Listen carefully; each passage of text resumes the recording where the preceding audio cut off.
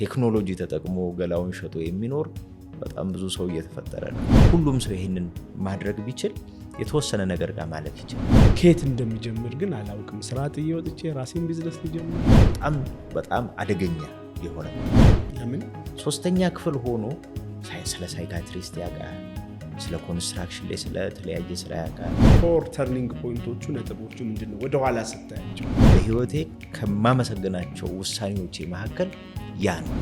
ገቢ የሚያመጣበትን መጠን እንዴት ማተለቅ ይችላል? እኔ 500,000 ተከታይ ያለኝ ማለት ኢንፍሉዌንሰር ነኝ ማለት አይደለም። የኔ ተከታይ ቁጥር የመጣው በስድቤ ሊሆን ይችላል። አንተ ምሳሌ ጋር ያገናኘት ብዙ ቀጣሪዎች ብቁ ሰው አጣሁ ይላል። ብዙ ምሩቃን ስራ ተቸገርኩ ይላል። የራስን ስራ ስትሰራ 1,000 ነው አለቃ። ከትምህርት ቤት ስትወጡ ዲግሪውን ብቻ ይዛችሁ በዚህ ዘመን የሚኖር ሰው ወደደም ጠላም የገቢ ምንጩን ማስፋት ግዴታው። በቀን 500 ብር ኦልሞስት የወር ደሞዜ ማለት ነው። 200 እኮ ቢለት ትሰራለህ። ዓለም ነገ ላይ የምትቀየረው በፋሚሊ ቢዝነስ ነው።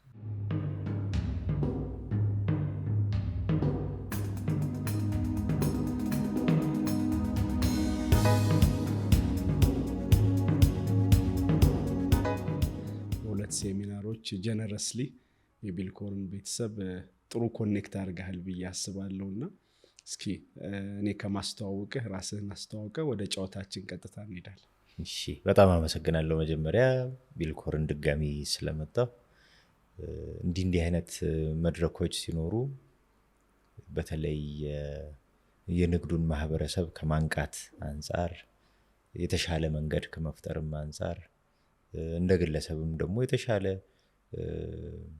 የንግድ ክህሎት የቢዝነስ ክህሎት ሰው እንዲኖሩ ከማድረግ አንጻር ቢልኮር ትልቅ ኮንትሪቢዩሽን ስላለው እዛ ላይ ደግሞ የኔንም ትንሽ ጠብታ ማድረግ በመቻሌ በጣም ደስ ብሎኛል።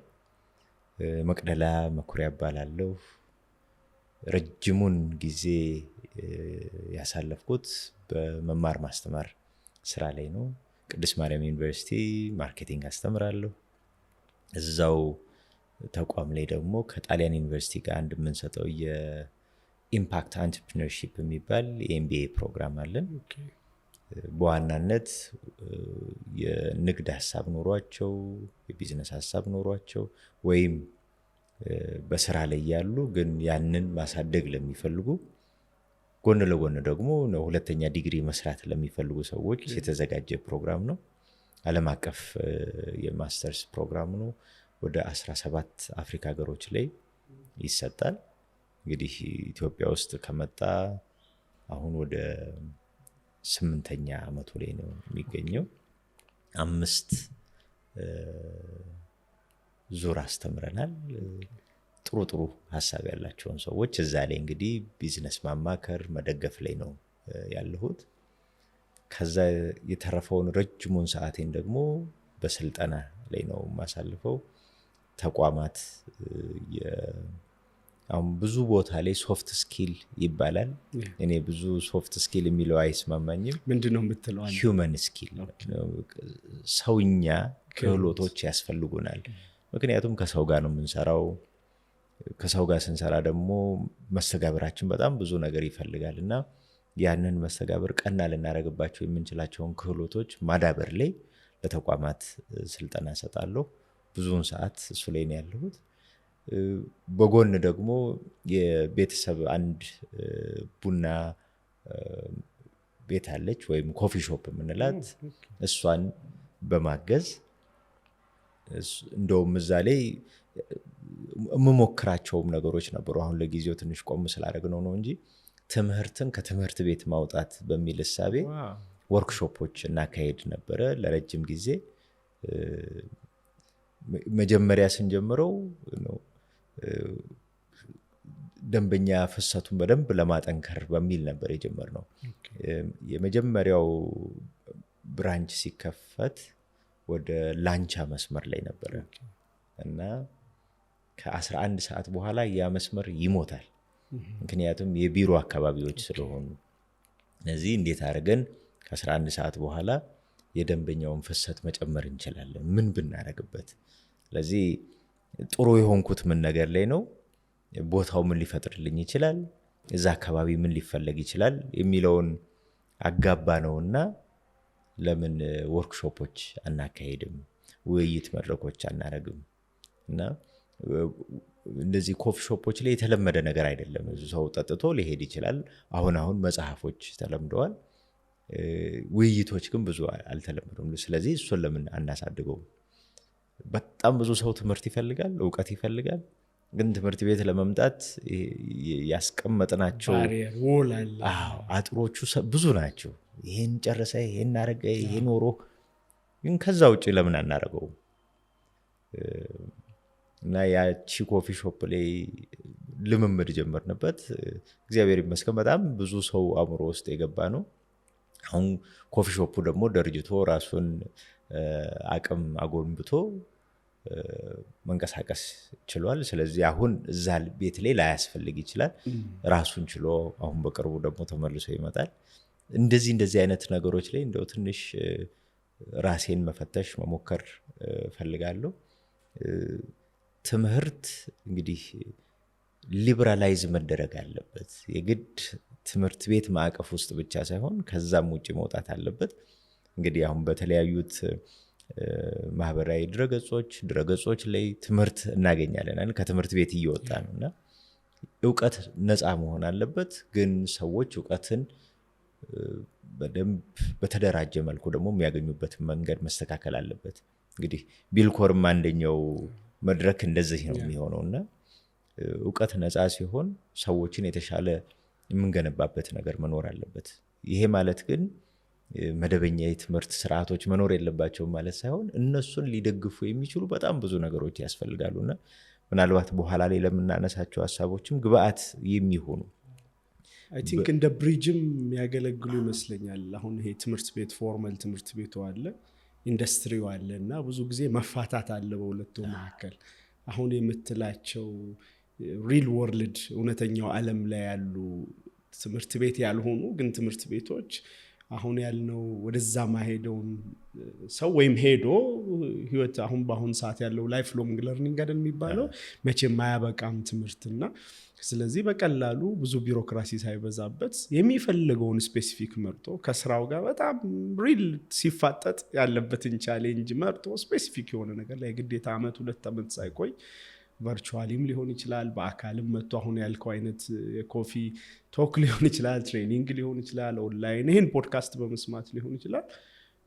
መኪናው ላይ እየሄደ ከፍቶ እየሰማ መሄድ አለ፣ ቁጭ ብሎ ሻይ እየጠጣ አለ እና ሊበራላይዚንግ ኤጁኬሽን ያልከው ነገር በጣም ጥሩ ኮንሴፕት ስለሆነ ነው። እና ድሮም አክቹዋሊ ሰዎች የሚያውቁት በዛ ወይ ነበር አይደል?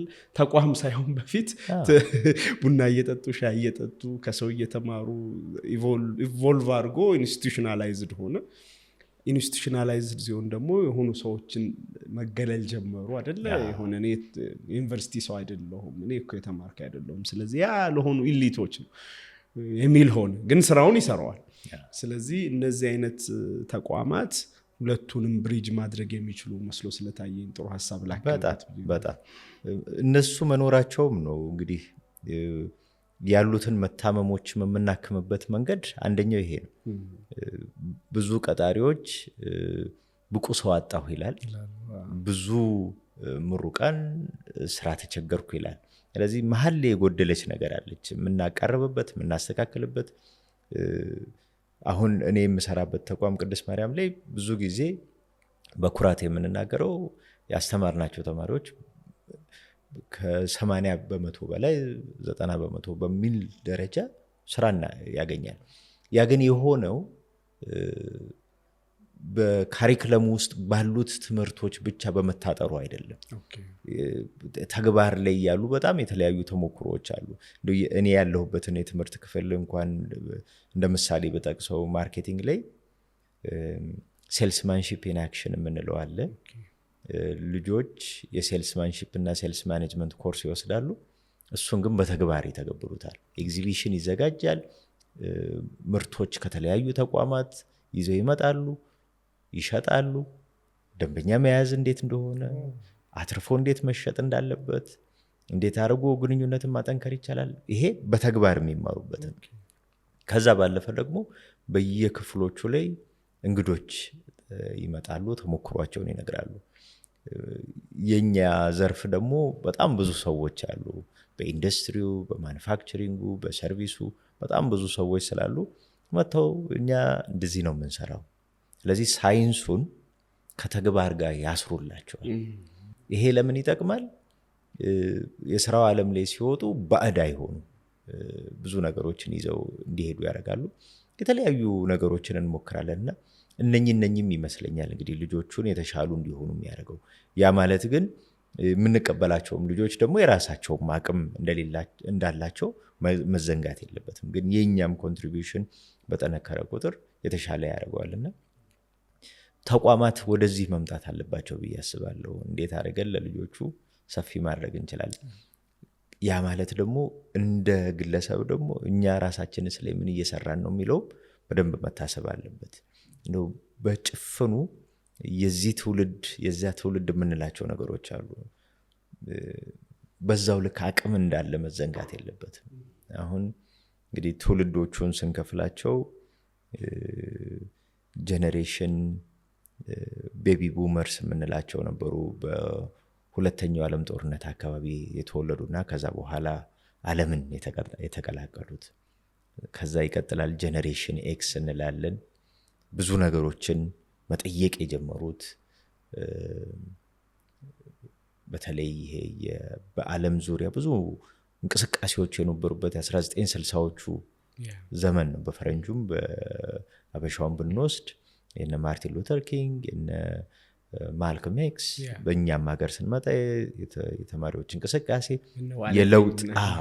የለውጥ ወቅቶች ነበሩ። ጀኔሬሽን ኤክስ አለ። ከዛ ጀኔሬሽን ዋይ ለሚሊኒያልስ ለምንላቸው የሚቀርቡት እነሱ አሉ። አሁን ደግሞ ከዛ ወዲህ የመጡት አሉ ጀኔሬሽን ዜድ። አሁን ደግሞ በጣም ወጣቱ ደግሞ አለ። በቴክኖሎጂው ዓለም ተፈጥሮ የመጣው የምንለው አይነት ማህበረሰብ እና ጀኔሬሽን አልፋ። እያንዳንዱ ትውልድ የራሱ የሆነ ትልቅ አቅም አለው። ያንን አቅም እንዴት እንዲጠቀም ማድረግ እንችላለን? በዛው ልክ ደግሞ እያንዳንዱ ትውልድ በሚመጣበት ዘመን ብዙ ፈተናዎች አሉት።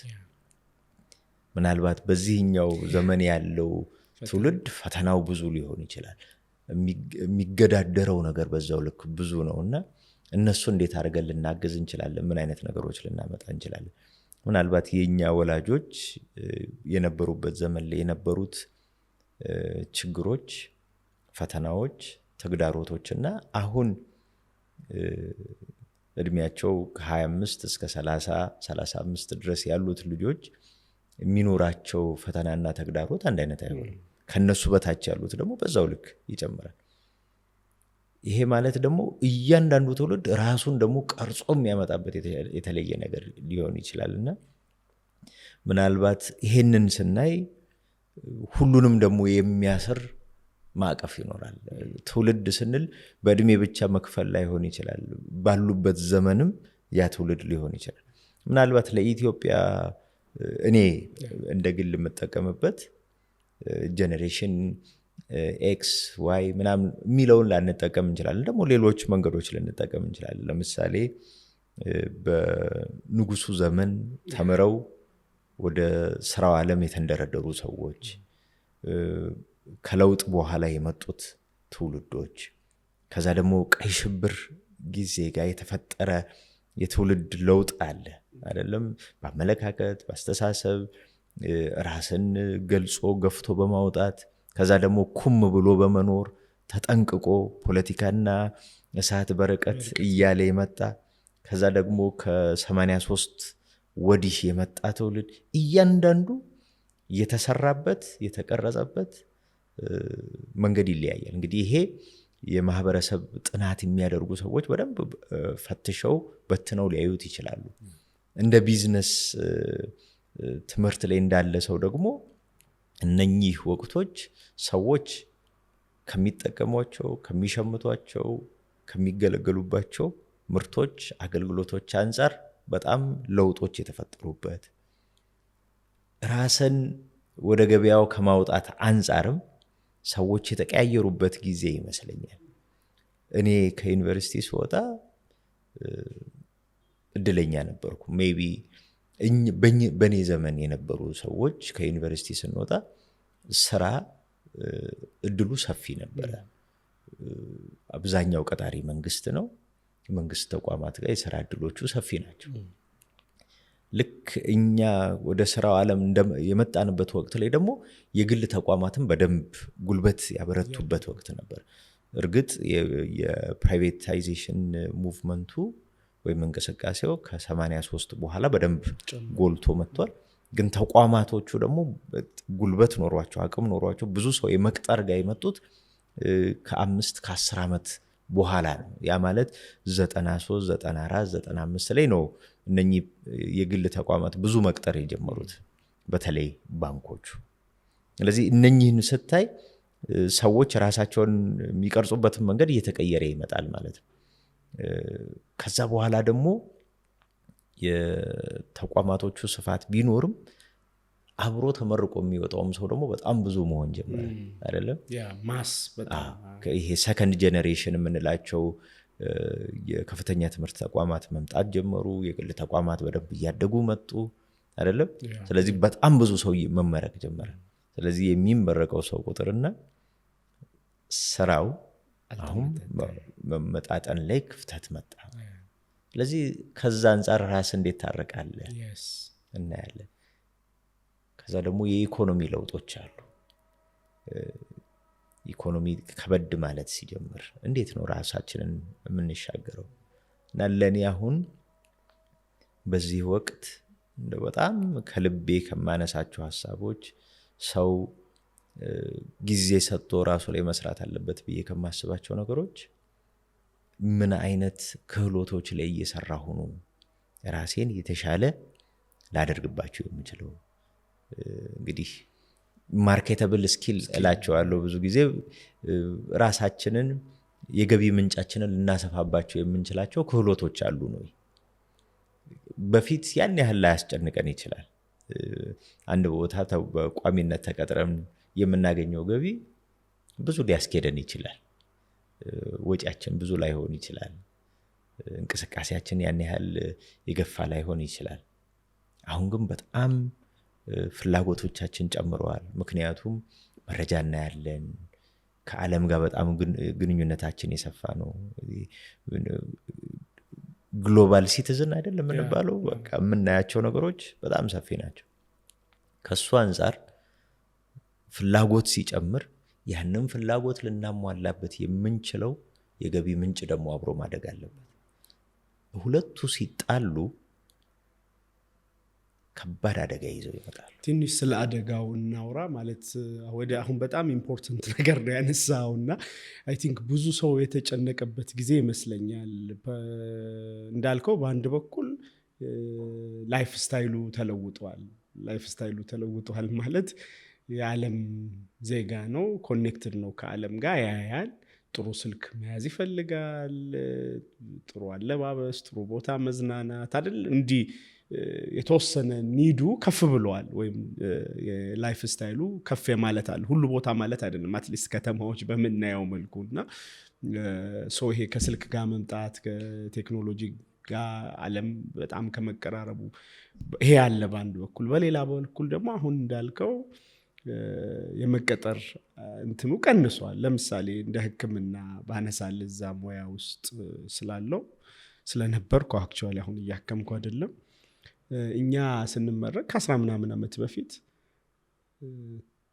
በቃ በግዴታ ነው በአፈሙዝ ተይዘ ስራ ነው ቅጥር፣ በአፈሙዝ በቃ ሳትፈልግ በግድ ማለት ነው፣ ግዴታ ነው። እና አሁን ያው ብዙ ጤና ተቋማት ባለመገንባታቸው ምክንያት ጤና ባለሙያው በስቶ አይደለም ከስታንዳርድ አንጻር፣ ግን ብዙ ተመርቀዋል።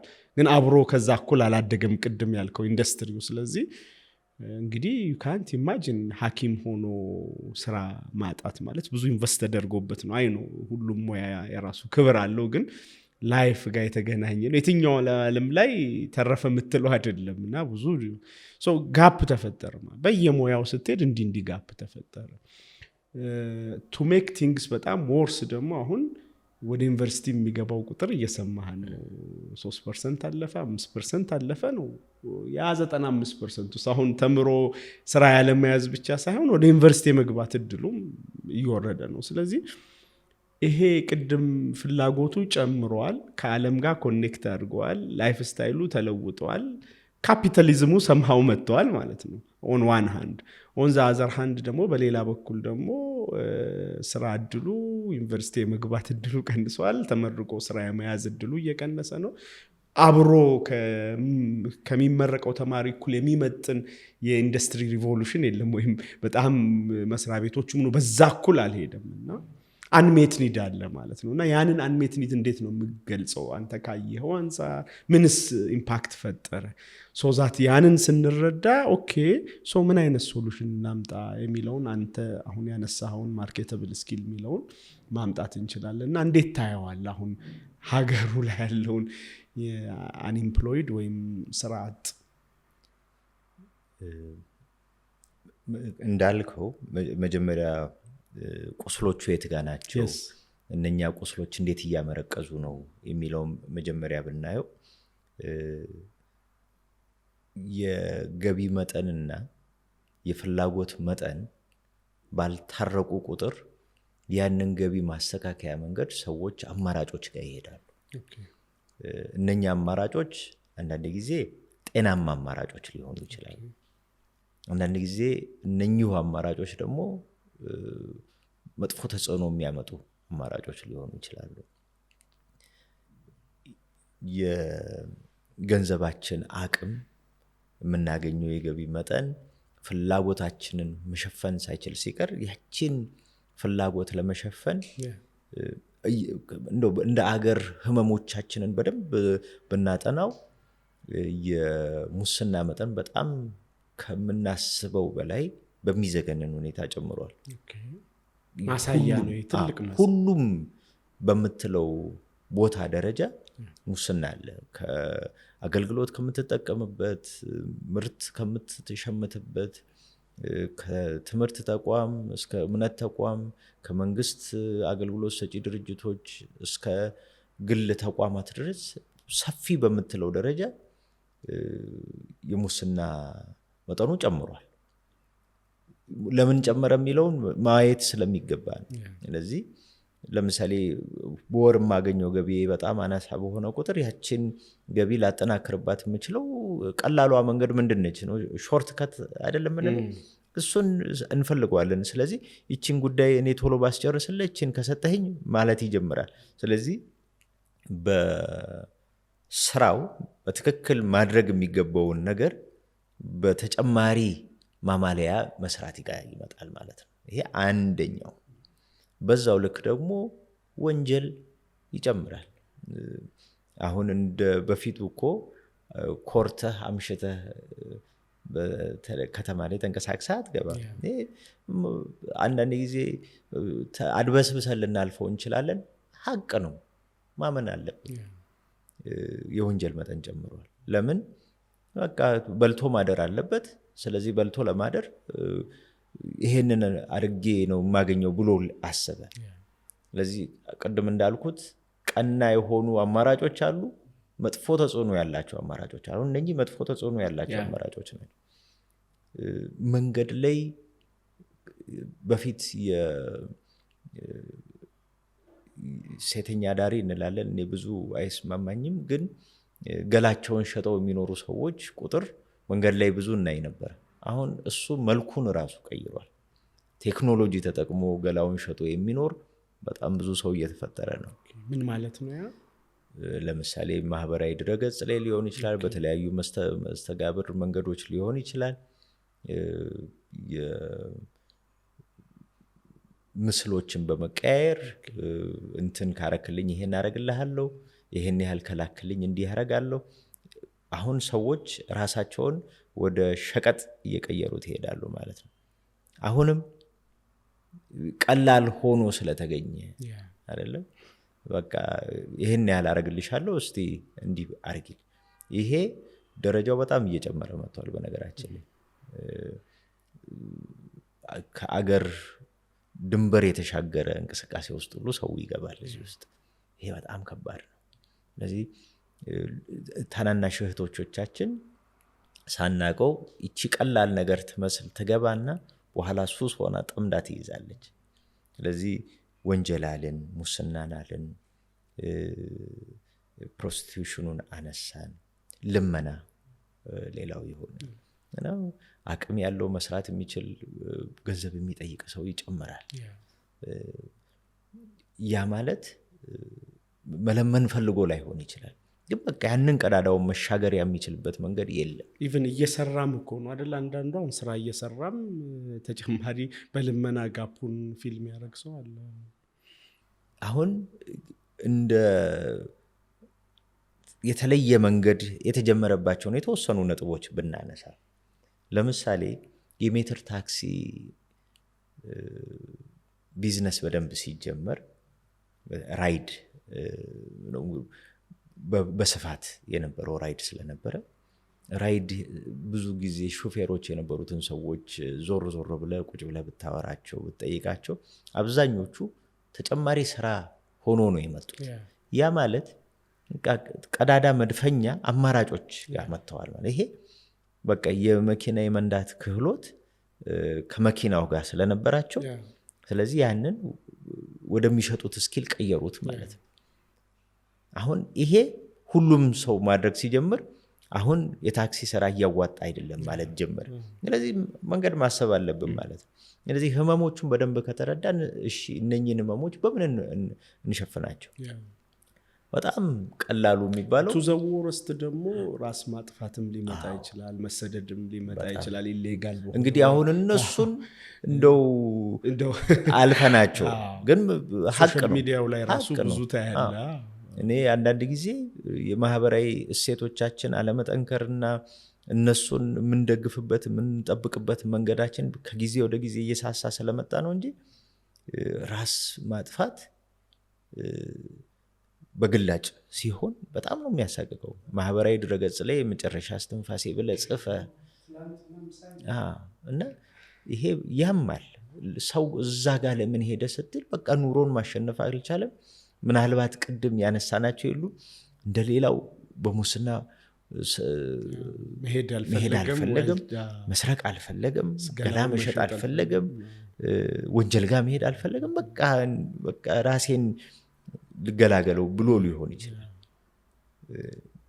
አሁን እነኚህን ነገሮች እንዴት አድርገን እንሻገራቸው? ምን ብናረግ አማራጭ ልናመጣ እንችላለን? ትልቅ ጥያቄ ነው። ምናውም እያነሳን ያለ ነው። የምሬን ነው። አሁን ከዚህ ከሚነሱ ነገሮች የሆነ ነገር ሰው ቢያገኝ እና ራሱን ማትረፍ ቢችል ቅድም የተፈጠረውን ከባድ ተቃርኖ የፍላጎትና የአቅም ተቃርኖ ማጥበብ ቢቻል ትልቅ መታደግ ነው ብዬ ነው። በደንብ በእንትን እንድትሄድበት ነው እያሰመርኩበት ያለሁት ማለት ነው። እንግዲህ በጣም ቀላሉ መንገድ ተብሎ የሚታሰበው ፍላጎትን መገደብ ነው። በቃ ከዚህ በፊት ይሄን ያደረግ ነበረ፣ በቃ ካሁን በኋላ ይቀራል። እንግዲህ ይሄ ጾታን ለይቼ መናገሬ ሳይሆን ወንድና ሴት ብለን እንኳን ብንወስደው በፍላጎት መጠን እኩል አይደለንም። ለምሳሌ ወንድ ልጅ ብዙ ፍላጎት ላይኖረው ይችላል። ራሱን ከመጠበቅ ከማስዋብ ከምን ልንል እንችላለን። እንደው አንዷን ዘለላ አንሳት ብዬ ሴት ልጅ ፍላጎቷን ለማሟላት በጣም ብዙ ነገሮች ሊያስፈልጉ ይችላሉ። ምክንያቱም ሚዲያውም ዓለምም ውበትን የሚስልበት መንገድ ተጽዕኖ በጣም ፈጥሯል። እነዚህ አንድ ሴት ምሳሌ እንጠቀምና ጥፍሯን የምትሰራ ከሆነ ፀጉር ቤት የምትሄድ ከሆነ ውበቷን ለመጠበቅ የተለያዩ የውበት መጠበቂያ ቁሶችን የምትጠቀም ከሆነ እነኚህ ሁሉ ወጪ ይፈልጋል። እነሱን ወጪዎች ለመሸፈን በፊት የነበሩን ገቢዎች ሊደግፉት ይችሉ ነበር። አሁን እነኚህ ፍላጎቶች ገበያው በፈጠረው ግነት እሱ ከሌለ ውብ አይደለሽም፣ እሱ ከሌለ ሙሉ አይደለሽም የሚል ስሜት በጣም እየፈጠረ ነው። ስለዚህ ያንን ማሟላት ይፈልጋል። ስለዚህ እሱን ለማሟላት ገቢ ይፈልጋል ማለት ነው። ስለዚህ ቀላሉ የምንለው ፍላጎትን መቀነስ ብለናል አይደል? አንዳንድ ቦታ ላይ ፍላጎትን ገድበህ አትችሉም። ለምሳሌ በቀን በፊት 3 ትበላ ከነበረ 2 ታደርገዋለህ፣ 1 ታደርገዋለህ። አለመብላትም አለ አማራጮች። ብዙ ትበላ ከነበረ መጠኑን ትቀንሰዋለህ። ይሄ መቆጣጠር የምንችላቸው ፍላጎቶች ናቸው። በገበያው በጣም የማይገፉ ሊሆኑ ይችላሉ። ከራስ መጠበቅ ጋር፣ ከውበት ጋር፣ ከስነ ልቦና ጋር ምናምን ያሉት ግን ገበያው በጣም አጡዞ የሰራቸው ነገሮች ናቸው። ሴትን ስንስል የሳልንበት ቅርጽ መንገድ አለ። በቃ ትክክለኛዋ ሴት ወገብ 8 ቁጥር ወገብ ያላት እንዲሆነች። ስለዚህ ሰዎች ልጆችም ሲያድጉ ያንን እየሳሉ ነው የሚሄዱት። ማህበራዊ ድረገጽ ላይ ውበትን እንዴት ነው የሚገለጸው? ስለዚህ ያንን ለማስተካከል ሰው ይሄዳል ማለት ነው።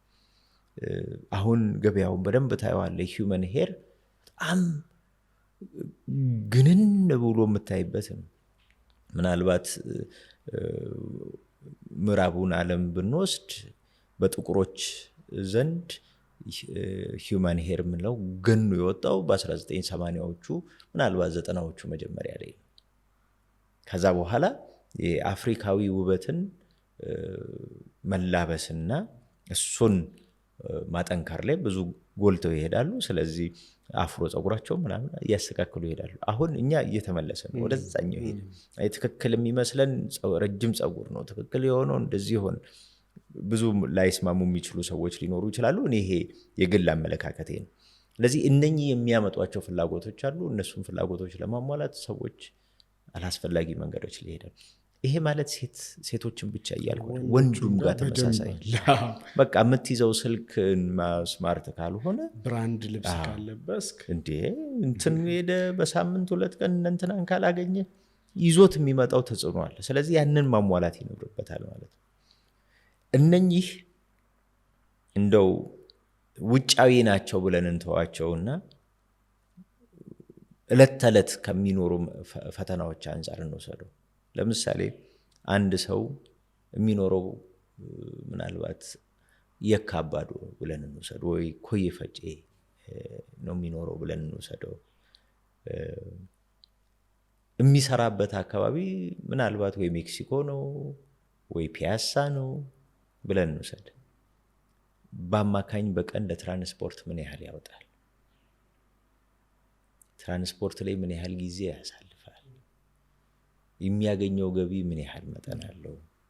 ይሄንን ስታሰላው በቀን የሚኖረው ወጪ ቢደመር በወር ከሚያገኘው ገቢ አንጻር ምናልባት የተወሰነው በአስማት ነው ያለው።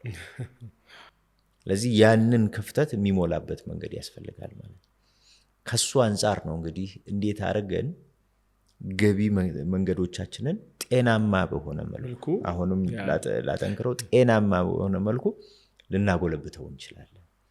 ልንሸጠው ገቢ ልናመጣበት የምንችላቸው ክህሎቶች እንዴት ልናመጣ እንችላለን? እንግዲህ ቅድም የራይድን ምሳሌ አመጣን። በቃ መኪና መንዳት አማራጭ ነው። ከስራ ሰዓት ውጭ ተጨማሪ ነዳለው። እኔ በጣም ብዙ ኢንጂነሮች፣ ዶክተሮች፣ የቢዝነስ ስራ ላይ ያሉ ባንክ ሰራተኞች ራይድ ሲሰሩ አግኝቻለሁ። አሁን ድሮ ምን ሊያደርግለት ነው እንል ነበረ።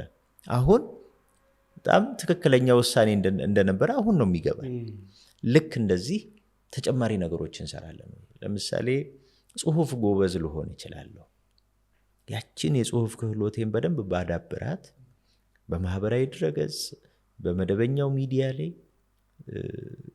ጽሁፍ እያቀረብኩኝ ወይ አሁን በተለመደው ቋንቋ ኮንቴንት ክሬት እያረኩኝ ልንቀሳቀስ እችላለሁ።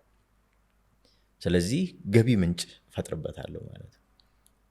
ምናልባት ቢላል ያንተን ምሳሌ እንውሰደው። ህክምና ላይ ጨርስ አንተን ልልህ ነበር፣ ወደ እኔ ይመጣል። አሁን ለምሳሌ ህክምና ላይ አንተ አለ።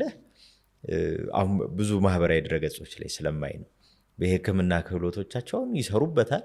ግን ያንን ክህሎት ደግሞ ማህበራዊ ድረገጽ ላይ ምክር በመስጠት ሰው ጤናማ ኑሮ እንዲኖር በማገዝ ብዙ ሰዎች አሉ። ይሄ ትልቅ ነገር እኮ ነው። ስለዚህ ገቢ መጠንህን ከአንድ መስመር Stream. ሁለት አረከው ማለት ነው። ስለዚህ አንዱ ቢደርቅ በሌላው ልትጠቀም ትችላለህ። ኮቪድ ላይ ብዙ ጊዜ የተቸገር ነው ይሄ ነበር እኮ። ኮቪድ የመጣ ሰዓት ላይ ብዙ ሰው ቤቱ ቀረ፣ አንዳንዱ ሰው ከስራው ተቀነሰ አይደለም። ስለዚህ አንዷ ስትቆም ብዙ ነገር ይዛባል። የአብዛኛው ሰው ያለው የገቢ መጠን ወይም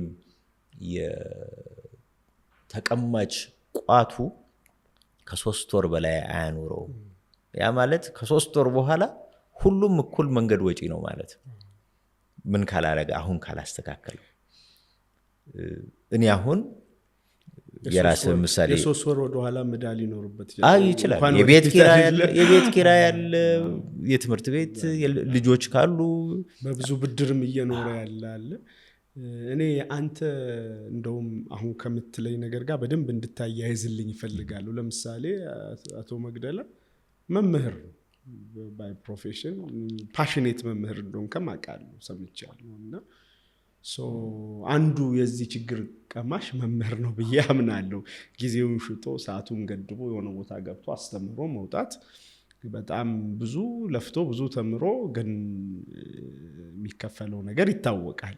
ዩኒቨርሲቲም ይሁን ሃይስኩል፣ ኤሌመንተሪ እንዴት ይሄን ጆርኒ አሁን ትሬነርም ነህ፣ የተለያዩ ቢዝነስ ተቋማት ጋር ትሰራለህ፣ ሌሎች ነገሮች አሉ እና እስኪ ያንተን ጆርኒ ትንሽ እንደ ምሳሌ አድርገህ ለሌላውም ሊጠቅም ይችላል ብዬ ስላመንኩ ነው። እና እንዴት ሰዎች ማርኬተብል የሆነ ስኪልን ጎን ለጎን ማምጣት ይችላሉ? አንዳንድ ጊዜ ብዙ ስኪልም የግድ ላይሆን ይችላል። ያላቸውንም ስኪል በደንብ ገቢ የሚያመጣበትን መጠን እንዴት ማተለቅ ይችላሉ የሚለውን ነገር ከአንተ ምሳሌ ጋር እያገናኘበት ነገር ግሩ። አሁን እኔ በስልጠናውም በሌላውም ጋር ስገባ አብረውኝ ስራ ከሚሰሩት ስራ ባልደረቦቼ ተሽዬ ልቄ ከነሱ የበለጠ ክህሎት ይዤ አይደለም። ምናልባት ከኔ የተሻለ ክህሎት ያላቸው የስራ ባልደረቦች አሉ። እኔ ያስተማርኳቸው ልጆች አብረውኝ የሚሰሩ ከኔ የተሻሉ በጣም ብዙ ልጆች አሉ። የመጀመሪያውን የስራ ዓለም በደንብ የማስተማሩን ስጀምር እንግዲህ መጀመሪያ የመንግስት ትምህርት ቤት ነበር አስተምር የነበረው። 1 ዓመት የመንግስት ትምህርት ቤት ኤሌመንተሪ ካስተማርኩ በኋላ ነው ወደ ቅድስት ማርያም የመጣሁት። ቅድስት ማርያም ከመጣሁ በኋላ ግን ለራሴ አንድ ያረኩት ነገር ነበረ። ያኔ ቲቬት ፕሮግራሞች ነበሩ የምናስተምር የነበረውና ረዘም ያለ ሰዓት ነው እና በጣም ብዙ ወዳጆቼ የተለያዩ ተቋማት በፓርታይም እየሄዱ ያስተምራሉ። እኔ ያ ብዙ ደስታም አልነበረኝም በሱ። ለምንድነው በዛ ላይ ጎበዝ አስተማሪ ሆነ እየወደድከው እንዴት ደስታ አልሰጠ? እንግዲህ ለኔ ምንድነው የማስተማር ስራ በየቦታው ተመሳሳይ ነገር የምታደርገው መሆን የለበትም ብዬ አንድ ለራሴ ያሳመንኩት ነገር ነው። ሁለተኛ ማስተማር እንደ ሸቀጥ በየቦታው ተመሳሳይ ሃንዳው ተመሳሳይ ኖት 10 ምናምን ቦታ መሆንም የለበትም። ሌላ ምን ላደርግ እችላለሁ? አንዳንድ ጊዜ ህይወትህ ላይ ሳታውቀው እንዲህ ባትሪ አብረተውብህ የሚሄዱ ብዙ ሰዎች አሉና ያቺ ባትሪ መንገድህም በጣም ብዙ ትቀይረዋለች። እንደው መነሻ ያበራውን ነገር እኔ ላይ ያበራው ልንገር። ከ21 ዓመት በፊት የተፈጠረ ሁኔታ ነው የምነግርህ። ደጋረገ ነቃ ጥበብ በጋዜጠኝነት ነው ብዙ ሰው የሚያውቀው። ቅድስት ማርያም ብዙውን የማስታወቂያዎቻችንን እሱ ነበር የሚሰራልን። ቅድስት ማርያም ሲባል የቅድስት ማርያም ድምፅ የደጋረገ ድምፅ ነበርና ደጋረገ ጥሩ ወዳጄ ነው።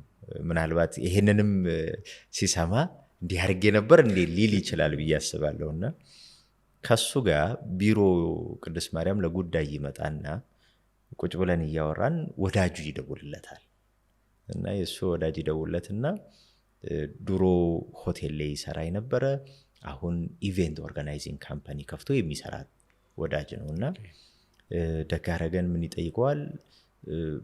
አንድ የዓለም ባንክ የምትሰራ ጣሊያናዊት ኤሌና ቮልፒ ትባላለች እና ጣሊያናዊት አላባ የሚባል አካባቢ ግብርና ኢንሹራንስ ስራ ምርምር ልታረግ ትሄዳለች። እንዴት መሆን አለበት የሚለውን ጥናት እና እዛ ቦታ ስትሄድ አስተርጓሚ ትፈልጋለች እና አስተርጓሚ ትፈልጋለች።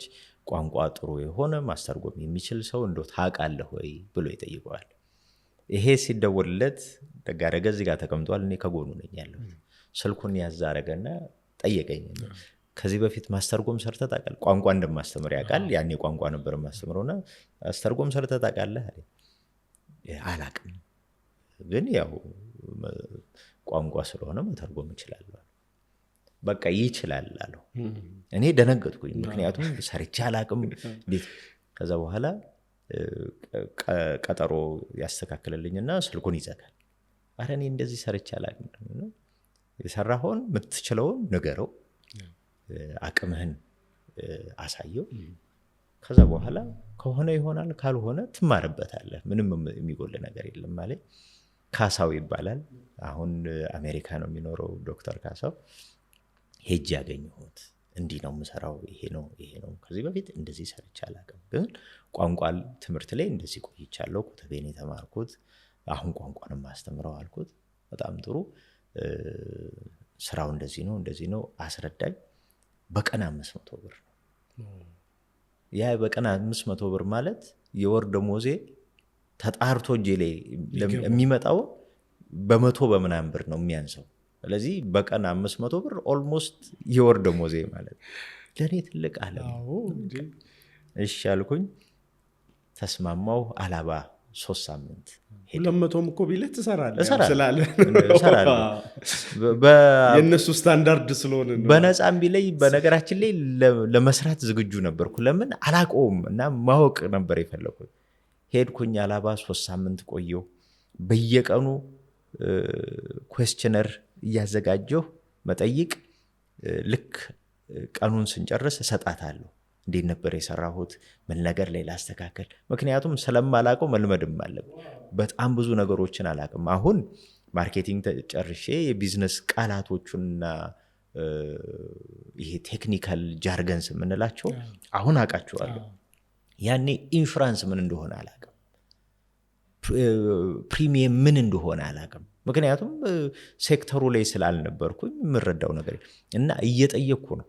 ከዛ በደንብ ሰራን። ፊድባክ መጠይቃት እሷን ነው እና እዛው ደግሞ በወርልድ ባንክ ከእሷ ጋር አብሮ የመጣ አለማየሁ የሚባል ካልተሳሳትኩ፣ አለማየሁ የሚባል አዋሳ ቤዝ ያደረገ ሰው ነበር። አሁን የት እንደሆነ እንኳን አላውቅም፣ ግን በጣም ብዙ ለእኔ ያገዘኝ። ስተረጉም ይችኛዋን ቃል እንዲህ በላት፣ እንዲህ ነው የሚባለው ይለኛል።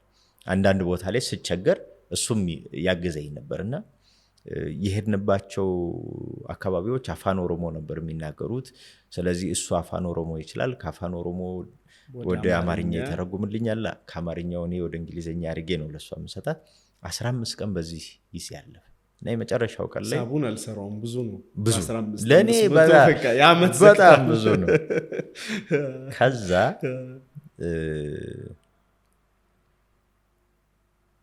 በቀላሉ ምን ተረዳሁኝ፣ የመጨረሻውን ጊዜ ከመጣን በኋላ ኤሌና ለካሳው ኢሜል ትጽፍለታለች። የነበራትን ቆይታ እንዴት ጥሩ እንደነበረ ምናምን ፖዚቲቭ ፊድባክ ትጽፍለታለች። እኔም ካሳውን አመሰገንኩት። እዛ ኢሜል ላይ ግን አንድ ነገር አየሁኝ፣ የቀን ሬቱ ምን ያህል እንደሆነ። በዶላር ነው እዛ ጋር የተቀመጠው፣ ቁጥሩን አላንሳው ላሁኑ፣ ግን የሚያስደነግጥም ቁጥር ነው። በዛው ልክ ደግሞ ለካ ብሰራ ይሄን ያህል መድረስ እችላለሁ። ኢሜሉን እንዳየሁት ካሳው አውቋል። አየኸው ወይ አለኝ። አዎ አየሁት። ምን ተሰማህ አለኝ። እኔ አም ሃፒ፣ ደስተኛ ነኝ። ምክንያቱም ሰርቼው የማላውቀው ስራ ነው። የተሻለ ከማገኘው የተሻለ ነገር አግኝቻለሁ። ግን ኢሜሉ ላይ ያየሁት ቁጥር ደግሞ ምን ድረስ ሊሄድ እንደምችል አይቻል አልኩት።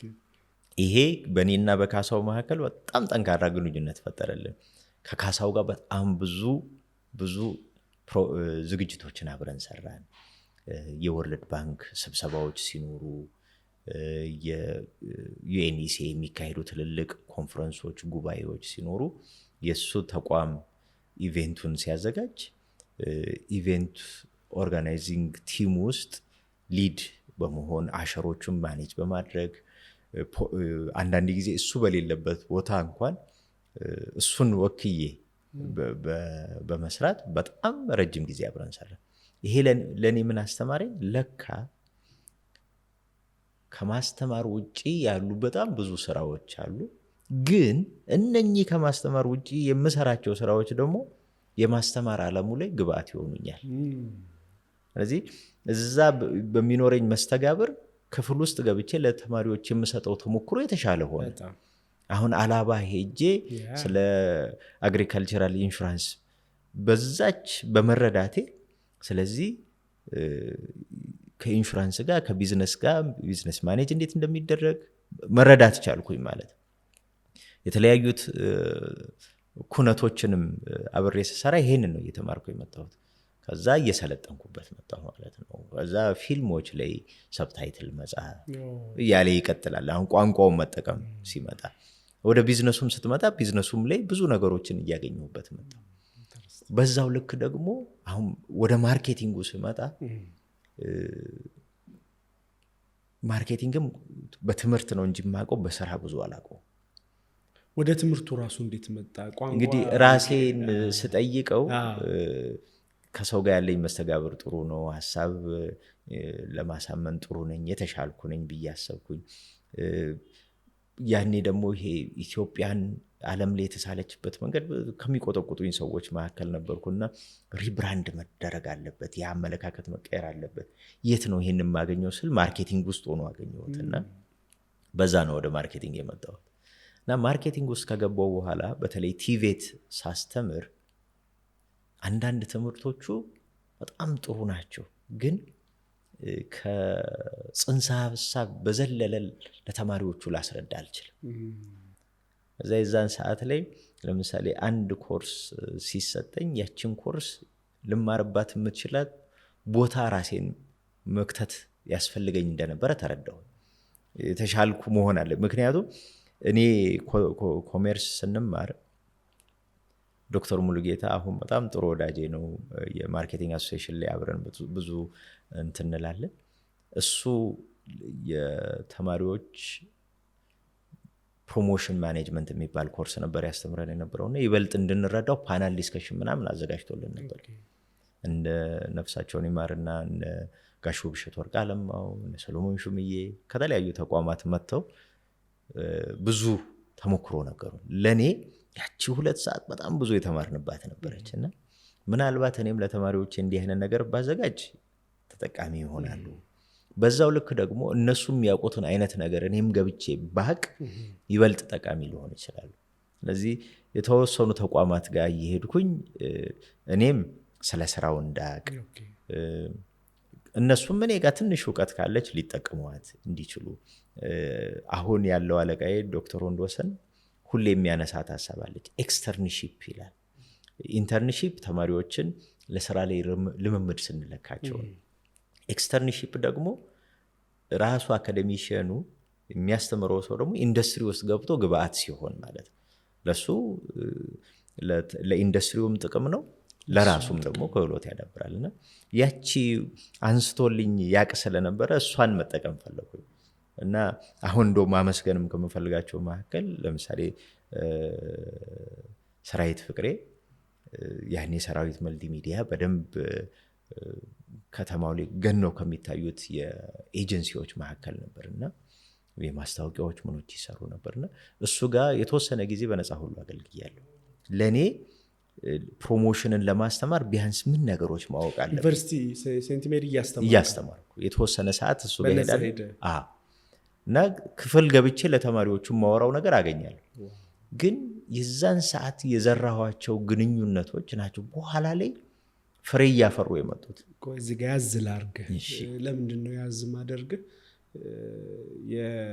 የመግደላን ስቶሪ የምናነሳው ሰዎች እንዲማሩበት ነው። ከምናወራው ርዕስ ጋር ቀጥታ ስለሚገናኝ ነው እና አንዳንድ ቦታዎችን ረገጥ እያደረግን ማለፍ አለብን ብዬ አሰብኩኝ። አንተ ዩኒቨርሲቲ አስተማሪ ነህ፣ ማርኬቲንግ ስለዚህ እውቀቱ አንተ ጋር ነው ተብሎ ነው አይደለ የሚታሰበው። ብዙ ተማሪዎችን ታፈራለህ፣ ታስተምራለህ እና ያዝ ስላደረገኝ ነው። በነፃ ግን የሆነ አንድ አድቨርታይዚንግ ላይ የሚሰራ ካምፓኒ ገብቶ በነፃ ልክ አሁን ተማሪ ኢንተርንሺፕ እንደሚሄደው አንተ ደግሞ ስራ ላይ ሆነ ለመማር መሄድ እንዴት ነው? ትንሽ ኢጎን አይፈትንም ወይ? ይፈትናል። እንዴት ያንን ማኔጅ አደረክ? ያንን ባለማድረጉ ብዙ ሰው ይብሌት ያለውን ዩኒቨርሲቲ አስተማሪ አይደለም ዲግሪ ከያዘ በኋላ ራሱ ኢንተርን ሆኖ በነፃ ማገልገል እንዲህ አይነት ነገር በጣም ሰዎች ልምዱ የሌላቸው ነገር ነው እና ትልቅ ኳሊቲ አድርጌ ስላየሁት ነው። እዛ ላይ ምንድን ነው የገፋ? እንዴት ልታደርገው ቻልክ? የመጀመሪያው ገፊ ምክንያት ጥሩ ቀና ገፊ ምክንያት ብዬ የምወስደው ቅድም እንዳልኩ የዶክተር ሙሉጌታ ዶክተር ሙሉጌታ ያንን ፓናል ዲስከሽን ሲያዘጋጅ ሙሉ ለሙሉ በቀለም ትምህርቱ ብቻ እንደማናገኘው አሳይቶናል። የተግባር ትምህርት እንደሚያስፈልግ ተሞክሮ ያላቸው ሰዎች ግብአት ሊሆኑ እንደሚችሉ አሳይቷል። ለኔ ያ ትልቅ መነሻ ምክንያት ነው። ሁለተኛው ደግሞ ሙሉውን እንደማናቅ ማመን ራሱ አስፈላጊ ነገር ነው። አንዳንድ ጊዜ ተማሪዎች የሚጠይቁት ጥያቄዎች አሉ። እነኛን ጥያቄዎች አንተ በቀለም ትምህርት ብቻ ልትመልሰው አትችልም። እንደው አንድ ምሳሌ ልጥቀስልህ። አንድ ተማሪ ምን ያህል እንደሚያስተምርህ ፌቨን የምትባል አንድ ተማሪ ነበረችኝ። 90ዎቹ መጨረሻ 2001 ላይ ነው ያስተማርኳትና የዛን ሰዓት ኢትዮጵያዊ ምርቶችን ሰዎች መግዛት አለባቸው፣ እንደሱ ስናደርግ ነው ምርቶች የሚያድጉት አቅም የሚጎለብተው እያልኩኝ እሱን አስተምራለሁና ክፍል መካከል ላይ እጇን አንስታ ጥያቄ ጠየቀች። አንተ የሀገር ውስጥ ምርት ምን ትጠቀማለህ? ቻሌንጅ እና ለኔ ከባድ ጥያቄ ነበር በዛን ሰዓት እና የለበስኩትን ያየሁት የትኛውን ልጥቀስ ብዬ እንደምንም ብዬ ከውስጥ ያረኳት ቲሸርት ነበረችና እሷ ኢቮ ቲሸርት ነው አልኩኝ። ከዛ በኋላ ግን ለካ ሰዎች ሊያዩት የሚገባ ምርት ላያቸው ሊኖር ይገባል። አንደኛ ግን የምንናገረውን ደግሞ ሆነን ማሳየት እንዳለብን እና ከዛ ጊዜ በኋላ ፌቨንን ሁሌ ነው የማመሰግናት። ጫማ ስገዛ በተለይ ቆዳ ጫማ የምገዛ ከሆነ በስህተት ከሀገር ውስጥ ጫማ ውጪ ገዝቼ አላውቅም። ምናልባት አሁን አንዳንድ ጊዜ ለሩጫ እግሬን ትንሽ ሲያመኝ የስፖርት ጫማዎች ከውጭ ልጠቀም እችል ይሆናል እንጂ ቤቴ ውስጥ ብትመጣ የምታያቸው ጫማዎች ሁሉ የሀገር ውስጥ ናቸው። ቢያንስ አንድ ማሳየት ስላለብኝ በኩራትም ነው ይሄንን ደግሞ የማደርገው። አሁን ይሄ የመጣው ግን እንደዚህ አይነት ጠያቂ ልጅ ሲኖርህ ነው። ልክ እንደዚህ በጣም ብዙ ክፍል ውስጥ ባለችን በትምህርት ቤት ዕውቀት ብቻ ማንመልሳት ነገር አለች። ወተን አይተን ፈትሸን መናገር ያለብን። ያኔ ሌቦን አድቨርታይዚንግ የሚባል ነበረ። እንደው በማስታወቂያ ስርዓት ዓለም እንደው ኢትዮጵያ ውስጥ ትንሽ ለውጥ ካመጡት መካከል በተለይ በየህንፃዎቹ ላይ ትንንሽ ቲቪ ስክሪኖች ኖረው ማስታወቂያ የተጀመረው ሌቦን አድቨርታይዚንግ ነው። በወቅቱ የነበሩት ድርጅቱን ይመሩት የነበሩት ሰዎች እድል ሰጡኝ። እነሱን ያገኘሁበት ግን በተማሪ ምክንያት ነው። ተማሪ ሚካኤል የሚባል ልጅ ነው። የሱ ወንድምና ሌሎቹ ፓርትነሮቹ ይህንን ቢዝነስ ይሰሩ ስለነበረ እንደው አንደኛ እንግዳ ሆነው እንዲመጡ እግዚአብሔር ያሳየ። እንግዳ ሆነው መጡ፣ ተሞክሮ አወሩ። ከዛ በኋላ እኔም ደግሞ እንዴት አድርጌ ለነሱ ግብአት ሊሆን ይችላል። ለረጅም ጊዜ አብሬያቸው ቆይቻለሁ። ስለ ማርኬቲንግ፣ ስለ አድቨርታይዚንግ፣ ይሄ ናሮ ካስቲንግ ሚዲያ ይባላል። ስለዚህ አይነት እሳቤ በእነሱ ምክንያት ነው ተማርኩ ማለት ነው። ይሄን በማወቄ ደግሞ ተማሪዎቼን ማገዝ ቻልኩኝ እና አንዳንድ ጊዜ ሁሉን አላቅም ብሎ ማመንም አስፈላጊ ነው። እዛች ጎንበስ ማለት ውስጥ ግን በጣም ብዙ ቀና የሚያደርጉ ነገሮች እናገኝበታለን። እኔ አሁን እነሱ አይነት ግብአቶች በመምጣታቸው ነው ወደ ሌላ ራሴን ወደ ማሳደግ ውስጥ የገባሁት ማለት ነው። አሁን ማርኬተብል ስኪል ጋር አይደል እየመጣን ያለ ነው። ስለዚህ አሁን በተወሰነ መልኩ ኢንዱስትሪዎች ሳማከር፣ ቢዝነሶችን ሳማከር እነኚህ የቃረምኳቸው እውቀቶች፣ አንደኛ ያነበብኳቸው መጽሐፍቶች፣ ከስራ ባልደረቦቼ የወሰድኳቸው በጣም ብዙ ትምህርቶች እነሱ ናቸው ተጠራቅመው መቅደላን ትንሽ ገፋ ያደረጉት። አሁንም ከስራ ባልደረቦቼ በእውቀት ልቄ አይደለም፣ ከኔ በጣም ሺህ እጥፍ የሚያስከነዱ ሰዎች አሉ። ግን ያችን ነገር መጠቀም እንድንችል እድል ስለሰጡን አንደኛ። ሁለተኛ አጋጣሚዎችን ራስ ለመቀየሪያና ለመነሻ አድርጎ መጠቀም። ለምሳሌ አንድ አጋጣሚ በኢትዮጵያ ቴሌቪዥን የንግድ ተሰጥኦ ውድድር የሚባል ይካሄድ ነበር። እዛ ውስጥ በህይወት አጋጣሚ ነው የገባሁት። በማርኬቲንግ የተሻልኩኝ አይደለም፣ ከሌላው የተሻለ እውቀት ኖሮኝ አይደለም። ግን በወቅቱ መሰራበት ተቋም ላይ ማርኬቲንግ ዲፓርትመንትን ቼር አረግ ስለነበረ ከኢትዮጵያ ቴሌቪዥን ጋር ሊያገናኝ የሚችል እድሉ ስለተፈጠረ ነው የሄድኩትም። ስክሪኒንግ የሚባል አለ። ወደ 590 ምናምን አይነት ሰዎች ናቸው ያመለከቱት። እነሱን መርጦ ለውድድር የሚበቁትን ማቅረብ በሚል ነው። እና ይሄ ቲቪ ቀረጻ ምናምን የሌለው ነው መጀመሪያ የገባሁበት። ግን እዛ በነበረን መስተጋብር ውስጥ የሚነሱት ሀሳቦች ቅድም ከተለያዩት ኤጀንሲዎች ጋር ያለኝ መስተጋብርና ግንኙነት እንደው ትንሽ የምናገራትን ለካ አጣፍጦታል። በቃ ይሄ ልጅ ከስክሪኒንጉ አልፎ ቀረጻውም ውስጥ ይግባ የሚል እድል አገኘ። ፈልጌም አልነበረም፣ ያቺ እድል መጣች። እሷ ተመነዘረች። ሰው አይን ውስጥ ያስገባሃል። ስለ ማርኬቲንግ ሲባል መቅደላ በወቅቱ ከመምህራኖቼ 1/10ኛውን የሚደርስ እንኳን እውቀት የለኝም። እዛው መድረክ ላይ ከአስተማሪ ጋር ነበርኩ የነበርኩትና ዶክተር ጌቴ እዛ መድረክ ላይ ነበርና ከነሱ ነው እኔ ብዙ የተማርኩት። ግን እነሱ የሰጡህን ትንሽ አስተካክለህ ማውራት ስትችል ያነበብካትን ከተጨባጭ ዓለም ጋር ስታስተሳስረው የልጅ ከለርህ ራሱ ይለያል። ባይዘው አይደል እንግዲህ ከለርህ ኢነሴንስ የምታወራው ነገር ለሚያቅ ሰው ይሄ ነገር ኢትስ ኖት ሲምፕሊ ከሆነ መጽሐፍ የተወራ ነገር ሳይሆን ቅርብ ይሆናል ለሰው ይመስለኛል። እንደዛ እንግዲህ ሰውም እንደዛ አየው ብዬ አስባለሁና ያቺ አጋጣሚ እኔን ማርኬቲንግ ላይ በቃ ጎልቶ እንደወጣ ሰው አረገኝ። አሁንም ከኔ በጣም ብዙ የሚበልጡ ማርኬቲንግ ላይ ሰዎች፣ ያቺ ግን እንድታይ ያረገችኝ። አሁን አሶሲዬሽን የምንለውን ገፍተን እንድንሄድበት እድል ፈጠረልኝ። አሁን እዛም ላይ እየሰራህ ነው። እዛም ላይ ያለ ኢትዮጵያን ማርኬቲንግ ባለሙያዎች ማህበር ምክትል ሆኜ ያገለግላሉ። ግን ነው እድሎቹ የመጡት በእንደዚህ አይነት መልኩ ነው። ይሄ ለምን ተፈጠረ? የሚመጣውን እድል እንዴት ተቀበልከው? እንዴት ተጠቀምከው? እንዴት ራስን ለመግፊያ ተጠቀምከው? አንድ ጥያቄ ልጠይቅ። አሁን በነገርከን ጆርኒ ውስጥ እድሎችን አይተናል፣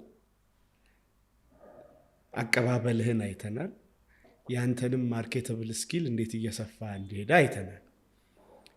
ለአንድ ወጣት ሰው አሁን ልክ ያንተን ጆርኒ የጀመረ የግድ ማርኬቲንግ ላይ ላይሆን ይችላል፣ የሆነ ነገር ተምሮ ጨርሶ ወይ ማስተማር ላይ ወይ ሆነ ስራ ላይ ላለ ሰው ከዚህ ሰመራይዝ አድርገህ ሌሰኖችን አውጣ ብትባል ያገዙህ ነገሮች ምንድን ናቸው? ወይም ደግሞ አንድ ሰው ማርኬተብል የሆነ ስኪል ተቀባይነት ባለ ሁኔታ አግኝቶ እንዲሄድ ሊያደርጉ የሚችሉ ኮር ተርኒንግ ፖይንቶቹ ነጥቦቹ ምንድን ነው ወደኋላ ስታያቸው?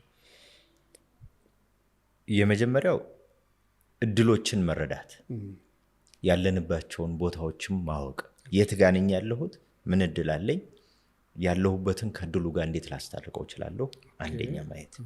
ሁለተኛ ቆም ብሎ እኔ ጋር ምን አቅም አለ።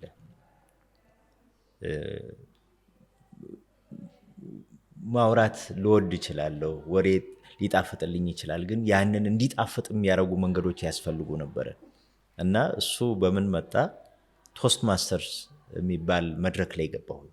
ይሄም በሰዎች ምክር ነው የገባሁት። አስቤበት አቅጄበት ይጠቅመኛል ብዬ በጣም ምክር ትሰማለህ አዎ አይደል? ያየሁት አሁን ብዙ ቦታ ላይ ሰዎች እንትናል ስለ ቶስት ማስተርስም በዛውም ንገረን፣ ግን ለሰዎች የሚነግሩህን ነገር you take it very seriously። ተማሪ ያልክ መምህር ያልክ አሁን በዚህ መካከል ገባ ብዙ ሰዎችን ስም ራሱ አንስተሃል እና ግሬትፉልነስህንም ያሳያል፣ ግን ሲሪየስሊ እንደምትወስደውም እያየው ነው። እስኪ እንዴት ነው የምታየው? ቅድስት ማርያም እዛው እያስተማርኩኝ የቶስት ማስተር የሚባለው ማህበረሰብ እዚህ የንግግር ውድድር ያካሄዱ ነበረ። so you think you can speak የሚባል የንግግር ክህሎት ውድድር ያካሄዱ ነበር እና ፖስተር ይዘው ተቋም የትምህርት ተቋም ስለሆነ እንደው ከዛ ትምህርት ተቋም ሊወዳደሩ የሚችሉ ሰዎች ማስታወቂያም ማስተላለፍ እንዲችሉ እንደው ስፖንሰርም ከተቻለ እሱን ለመጠየቅ መክሊት የምትባል ልጅ ትመጣለች።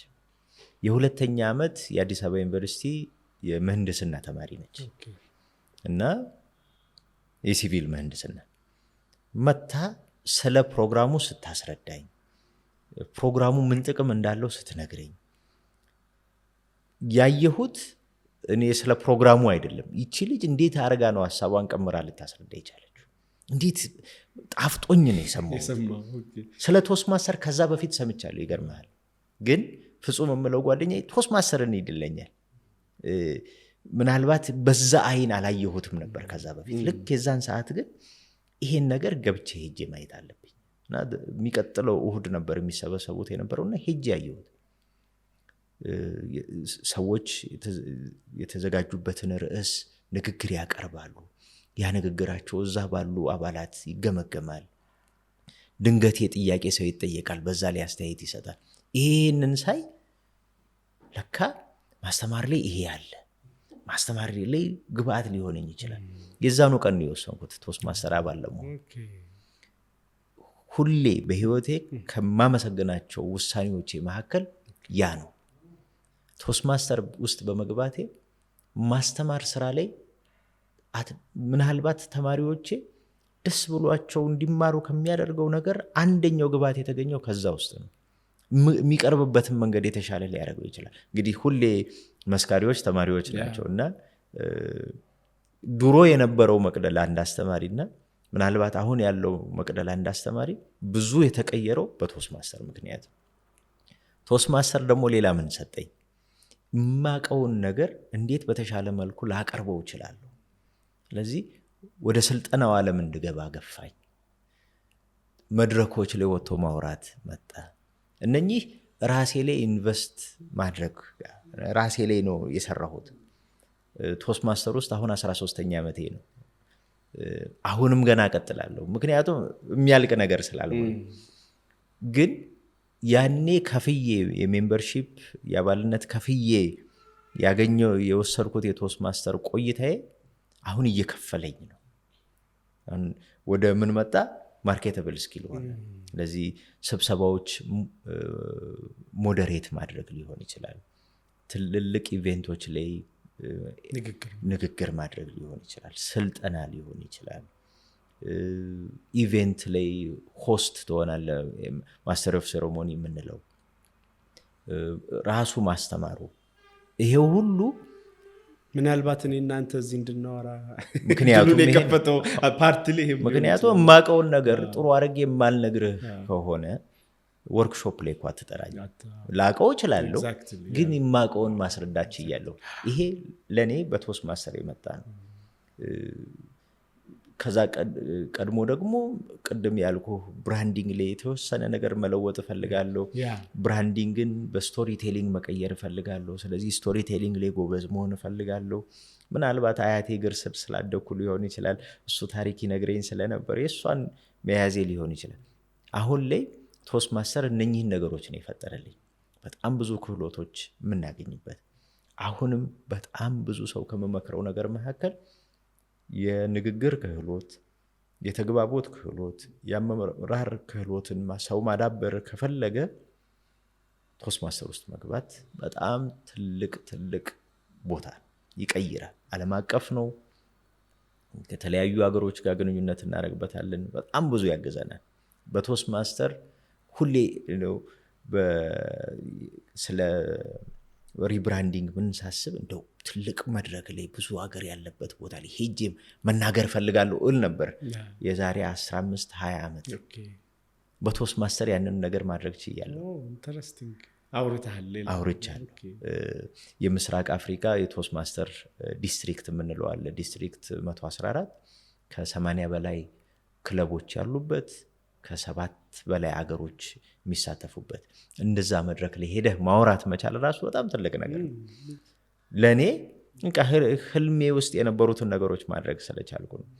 እና ወደ ቅድም ወደ አነሳው ነጥብ ስንመጣ ያለንበትን ማወቅ፣ ራስን በደንብ መፈተሽ፣ መረዳት፣ ምን እድሎች አሉኝ፣ ምን ተግዳሮቶች አሉኝ ብሎ አካባቢ ማየት፣ መፈተሽ።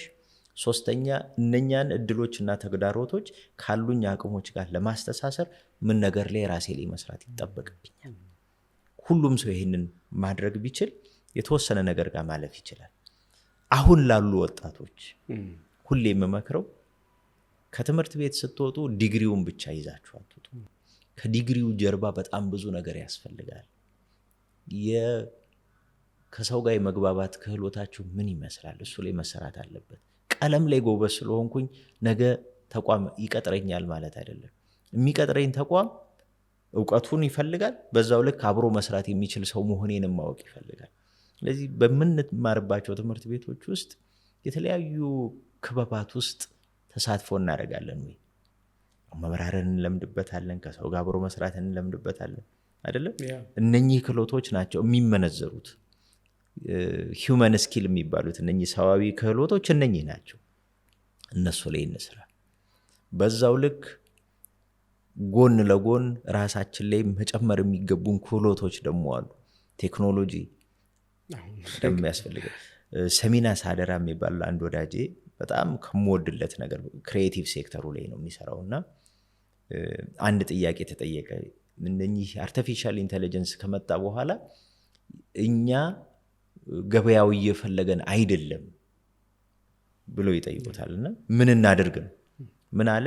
ኤአይ ስለመጣ አይደለም እናንተን የሚተካው ኤአይ የሚያውቀው ክህሎት ያለው ሰው። ስለዚህ ካላወቅ ነው የሚያውቀው ሰው የኛም ቦታ ይወስደዋል። ስለዚህ እዚህ ላይ ራሳችንን መስራት አለ ማዳበር ማጎልበት የሚገባም ከዚህ አንጻር። ከዛው ውጪ ደግሞ ልጅ እያለን ጎበዝ የሆንባቸው ነገሮች ነበሩ እኮ አይደለም? ግጥም ጎበዝ ከነበርክ አሁን ግጥምህን ለምን አጽፈው? ሕክምና እየሰራህ ግጥም እኮ መሰራት ይችላል። ምንም የሚያገደው የለም። ካልተሳሳትኩ ጥርስ ሕክምና ላይ ያለ ዶክተር ሙሉ አለም የሚባል አንድ ሰው አለ። መጽሐፍም እንዳሳተመ አውቃለሁ። ግን የግጥም መጽሐፍ ግጥም በጣም ጎበዝ ነው። ክህሎትህን ወደ አንድ ነገር ታሻግረዋለህ። እነ ዶክተር ምህረት እነ ዶክተር ዳዊትን ብንወስዳቸው እንዲሁ በስነ ልቦና ላይ ያላቸውን እውቀት ከማስተማር ከማሰልጠን ከሕክምና አልፈው ወደ ጽሁፍ አመጡት። ወደ ጽሁፍ ግን እንዲመጣ የሆነ ክህሎት ሊኖር ይገባል። ያቺ የመጽሐፍ ሀሳብን ወረቀት ላይ ማዳበር። ስለዚህ ምን አይነት ክህሎቶችን ልንተገብር ልንቀይራቸው እንችላለን? ስለዚህ ትምህርት ቤት እያለሁ ኳስ ጎበዝ ልሆን ይችላለሁ። ማስረዳት፣ ስለ ኳስ ማውራት ሊሆን ይችላል። ሚዲያው ላይ እኮ ብዙ የምናያቸው ልጆች የተፈጠሩት በእንደዚህ ነው። እና ክህሎቶችን ማዳበር ቅድም ካነሳናቸው ቀና ያልሆኑ ችግሮቻችን መፍቻ ብለን ካሰብናቸው መንገዶች መውጫ ይሆኑናል። አይ ቅድም በዚህ በሶፍት ፖርኖግራፊ ይሉታል። ሶፍት ፖርኖግራፊ ማለት በአካል የወሲብ ንግድ ውስጥ አልተገባም፣ ግን በምስል በቪዲዮ ወሲብ ንግድ ውስጥ እንገባል። አሁን እዛ ውስጥ ከመግባት ኮዲንግ ጎበዝ ከሆነች ልጅ በኮዲንግ ስራ ታገኛለች። አሁን አፕወርክ የምንለው መድረክ አለ። በጣም ብዙ ወጣቶች ስራ የሚሰሩበት የዓለም አቀፍ ድርጅቶች፣ ትልልቅ ድርጅቶች ኮል ሴንተሮች ኢትዮጵያ ውስጥ አሉ። ተጨማሪ ስራ። ስለዚህ ምን ላይ ነው ራሴን ላዳብር የምችለው? እኔ አሁን ይሄ ህመምም ስለሆነብኝ ነው በጣም ተጨንቄ የማወራው። ነገ የኔ ታናናሾች ራሳቸውን ለማሸነፍ ብለው መጥፎ መንገድ ውስጥ እንዳይገቡ ምን ነገር ላይ ቢሰሩ የተሻሉ ይሆናል? ንግግር ክህሎት፣ ቋንቋ በጣም ትልቅ ክህሎት ነው። ወንዝ ያሻግራል እንላለን እኮ አይደል? ክህሎትም ልክ እንደዛ ችግርን ማለፊያ ይሆነናል። ምናልባት መንገድም የሚቀይረው እሱ ሊሆን ይችላል። ያ በክህሎቶቻችንን አሳድገን የምንሰራው ነገር ነገ ዋነኛው የህይወታችን እንጀራ ሊሆን ይችላል።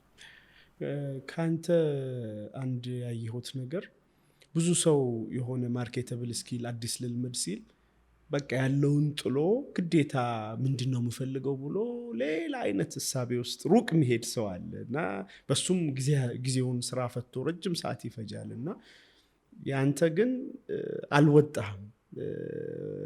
ሩቅም አይደለም የሄድከው እኮ ቋንቋ ተማርክ፣ እዛው ኮሚኒኬሽን ነው ማርኬቲንግን እዛው እንትን አረክ። ንግግርም በጣም ኢንተርሪሌትድ የሆኑ አይነት ስኪሎች ግን አይነታቸውንና ኢምፓክታቸውን በማስፋት ተጨማሪ ክህሎቶችን በመገንባት ነው የሄድከውና አንዳንድ ሰዎች ከሙያ መቀየርን መፍትሄ ከሚያደርጉ አንጻር እንዴት ታየዋለህ? የግዴታ ሩቅ መሆን አለበት ወይ? በስራ ውስጥስ የሚፈልጉትን ነገር የመለየት እድል አይኖራቸውም ወይ ብዬ ነው። እኔ እንደውም እንደ ትልቅ ችግር የምወስደው ምንድን ነው መሰለህ፣ ስለ ሙያዎች ያለንን አመለካከት የምናዳብርበት መድረክ በጣም አናሳ ነው። እንዴት? በጣም ትልቅና ጥሩ ጥያቄ ነው። ለምሳሌ እኛ ሃይ ስኩል እያለን ኤሌመንተሪ ትምህርት ቤት እያለን ስለምን ምን ሙያዎች እናቅ ነበረ? ህልማችንን የሚወስነው እሱን ስለሆነ እኔ ሳድግ የተለመዱ ናቸው። ዶክተር፣ ኢንጂነር፣ ፓይለት አይደለም፣ አስተማሪ፣ ወታደር። ዓለሙ በጣም ጠባብ ነው። የአሁን ልጆች ከዛ የዘለለ ነገር ውስጥ ይገባሉ። እኔ አሁን በጣም ከምወደው ነገር ልጅ የሚማርበት ትምህርት ቤት ማልድ ይባላል እና ማመስገንም ስላለብኝ ነው። ኬሪየር ዴይ የሚል አላቸው እዛ ትምህርት ቤት። ያ ኬሪየር ዴይ ምንድን ነው? ለልጆቹ በተለያዩ ሙያ ላይ ያሉ ወላጆች ይመጡና ስለ ሙያቸው ይናገራሉ። እንግዲህ ይሄ ምልህ የእኔ ልጅ 3ኛ ክፍል ተማሪ ነው። 3ኛ ክፍል ሆኖ ስለ ሳይካትሪስት ያውቃል፣ ስለ ኮንስትራክሽን ላይ ስለተለያየ ስራ ያውቃል፣ ስለ ኮንክሪት ስለሚሞላ ሰው ያውቃል፣ በዛው ልክ ስለ ጥርስ ሕክምና ያውቃል። የተለያየ ሰው ነው መጥቶ የሚነግራቸው። ሙያን ይረዳሉ።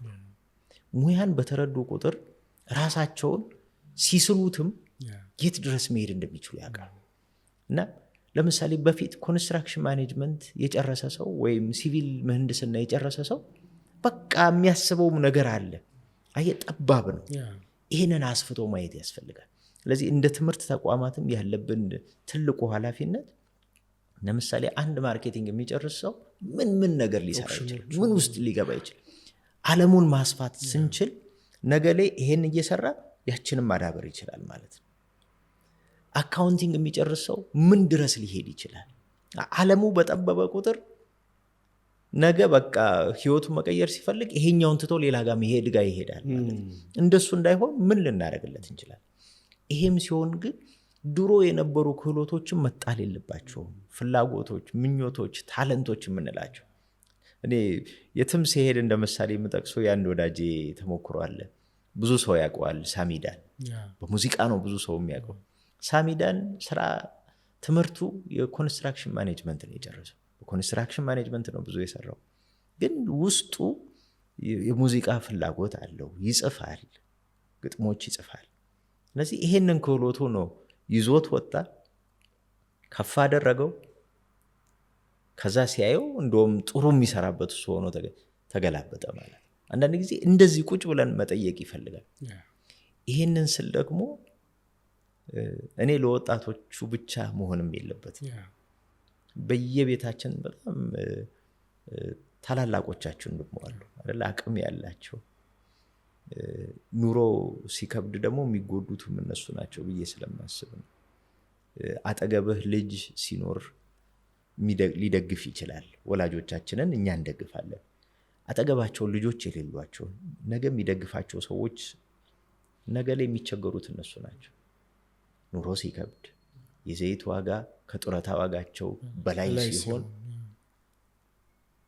ማጣፊያው ይከብዳል እና እናቶቻችንን የሚመስሉ ድርብብ ያሉ ትልልቅ ሴቶችና አባቶቻችንን የሚመስሉ እነኛ ትልልቅ ሰዎች መንገድ ላይ ሲለምኑ ስናይ ለእኔ ትልቁ ቁስል ይሄ ነው። ግን እነኚህ ሰዎች ምናልባት እኮ ትንሽ ድጋፍ ቢያገኙ ይሄ እንደ ሀገርም መታሰብ ስላለበት ነው። ክህሎቶች ላይ ቢሰራ ለምሳሌ ታናናሾችን የሚመክሩበት መንገድ መድረክ ብናዘጋጅና ለዛች ብንከፍላቸው ሊሆን ይችላል። ሹራብ ስራ ሊሆን ይችላል። ነው አያታችን ጥሩ ሹራብ የምትሰራ ከሆነ ያቺ ሹራብ እኮ ኮፍያ ካልሲ ሆና የምትሸጥ ትሆናለች አይደለም? ኬክ ምናምን የምትሰራ አሁን አንድ አክስት ያለች ሁሌ የማስበው እንዴት አድርጌ እሷን ወደዚህ ላመጣ እችላለሁ እያልኩ አስባለሁ። ብስኩት ኬክ ምናምን ለቤት ለማህበር ምናምን ትሰራለች። አሁን እሱ ነገ ላይ ታሽጎ እኮ መሸጥ የሚችል ነገር ነው አይደለም? ስለዚህ የወጣቶቹ ወላጆቻቸውን መደገፊያ መንገድ ሊሆን ይችላል። ሁሌን የሚታየኝ ዓለም ነገ ላይ የምትቀየረው በፋሚሊ ቢዝነስ ነው። የቤተሰብ ቢዝነሶች አቅም ይኖራቸዋል።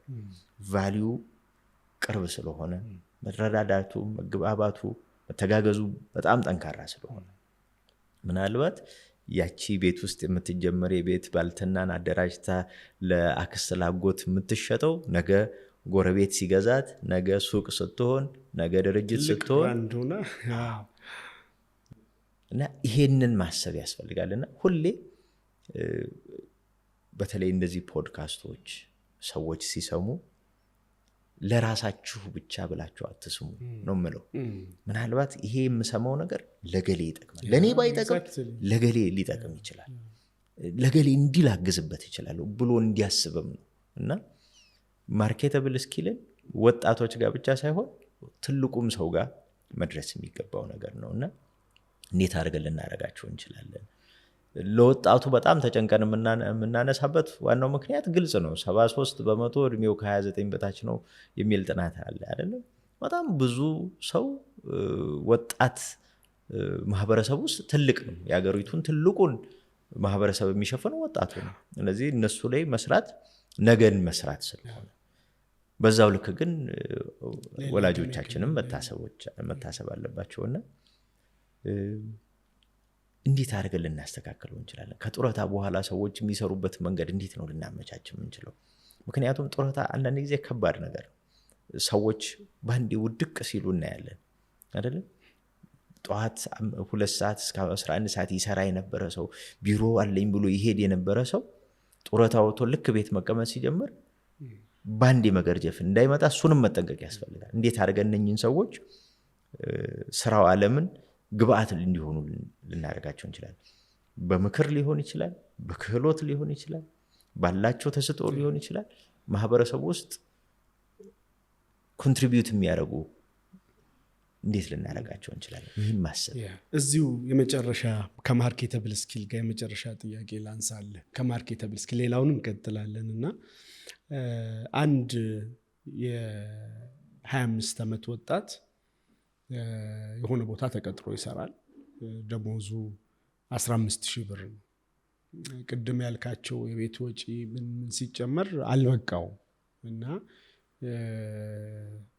መቶ ምክር ቢጠይቅህ እንዴት ነው ማርኬተብል ስኪልም ይሁን ምንም ይሁን ብቻ ገቢዬ ቢያንስ ማደግ አለበት፣ የዚህ እጥፍ ከዛም በላይ መሆን አለበት እና ከየት እንደሚጀምር ግን አላውቅም። ስራ ጥዬ ወጥቼ ራሴን ቢዝነስ ሊጀምር፣ በምን አይነት መልኩ ነው ሬቨኒው ስትሪሜን ወይም ገቢን ከፍ ማድረግ የምችለው፣ ክህሎቴን ማምጣት የምችለው ቢልህ በምን ወይ ነው የምታስተናግደው? ስለዚህ ሁሌ ከሚጠፋ ጥፋት ልጀምር። በዚህ እድሜ ላይ ያሉ ሰዎች ከዛም እድሜያቸው አነስም ከፍም ሊል ይችላል የሚያጠፉት ጥፋት በተለይ በዚህኛው ዘመን ይሄ ቀና ያልሆኑት ብለን የጠቀስናቸው ቀና የሚመስሉ ግን ጉዳት ያላቸው ደግሞ አሉ። በማህበራዊ ድረገጽ ባንዴ ሰው ተከታይ አሰፋና የተቋማቶችን ምርቶች ማስተዋወቅ አሁን በጣም የተለመደ ነገር ነው። ይሄ ኢንፍሉዌንሰር ማርኬት ይባላል። በጣም በጣም አደገኛ የሆነ መንገድ ነው። ለምን? ምክንያቱም ሁሉም ሰው ኢንፍሉዌንሰር ስላልሆነ። ኢንፍሉዌንሰር ማለት አንተን በአስተሳሰብ በአመለካከት ተጽዕኖ ማምጣት የሚችል ሰው። እኔ 500,000 ተከታይ ያለኝ ማለት ኢንፍሉዌንሰር ነኝ ማለት አይደለም። የኔ ተከታይ ቁጥር የመጣው በስድቤ ሊሆን ይችላል። በጣም ጥሩ ተሳዳቢ ሊሆን ይችላል። ጥሩ አልማጭ አላጋጭ ሊሆን ይችላል። ይሄንን ሐሳብ የሰዎችን ሐሳብ ስለሚይዝ ዛሬ ደግሞ እንዲህ ብሎ ተሳደበ ብሎ ለማየት የሚመጣ ሰው ይኖራል። መጥቶ ስላየኝ እኔን ይከተለኛል ማለት ግን አይደለም። ግን አንዳንድ ጊዜ ምን ይፈጠራል? ይሄ ቁጥር ይሸውደንና ይሄንን ቁጥር ይዤ ድርጅት ጋር ሄዳለሁ፣ ያንተን ተቋም ላስተዋውቅልህ ይመጣል።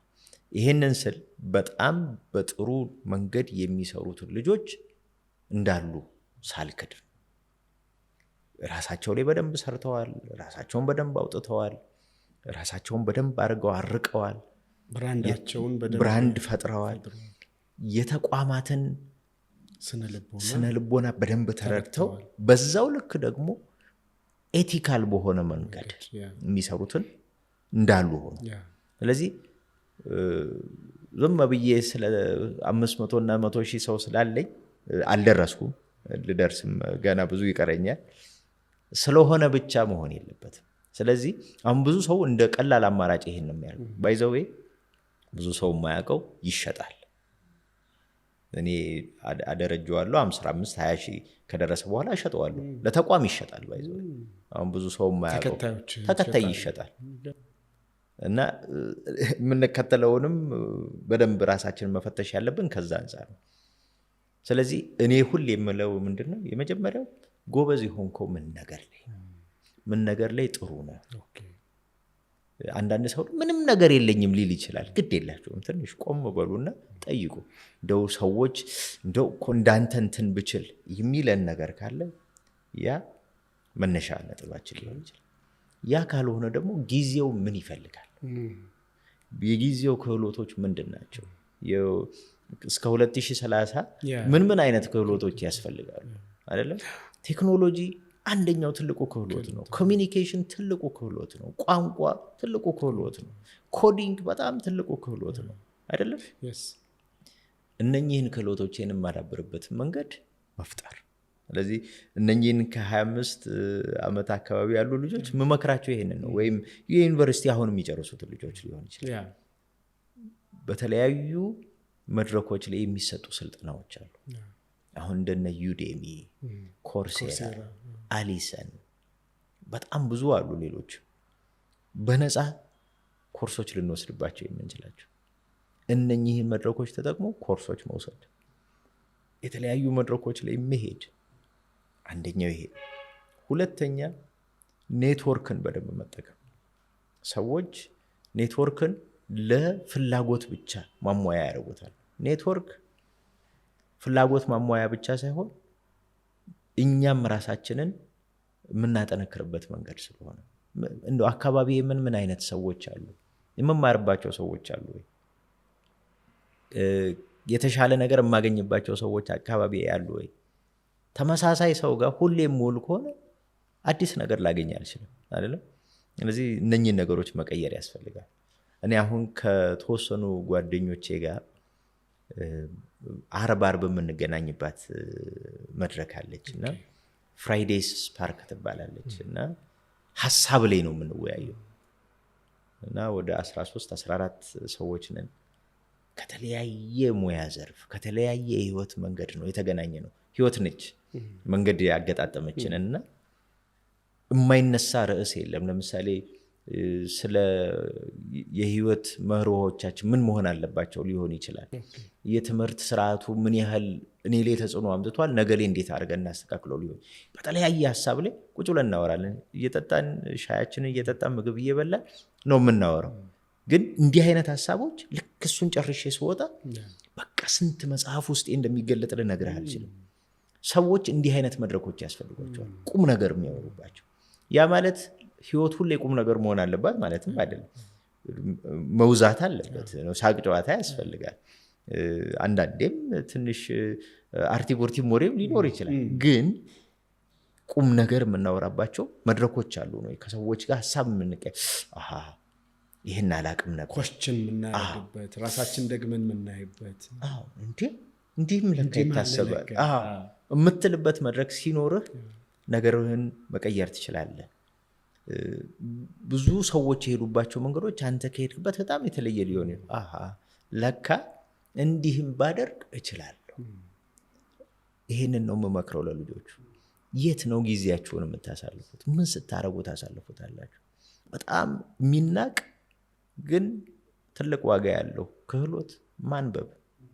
ስናነብ መጽሐፍ ብቻ አይደለም፣ ሰውም መጽሐፍ ነው። ቁጭ ብለን የምናወራቸው ሰዎች ከመጽሐፍ በላይ ያልተጻፉ ያልታተሙ ብዙ መጽሐፎች የሆኑ ሰዎች አሉ።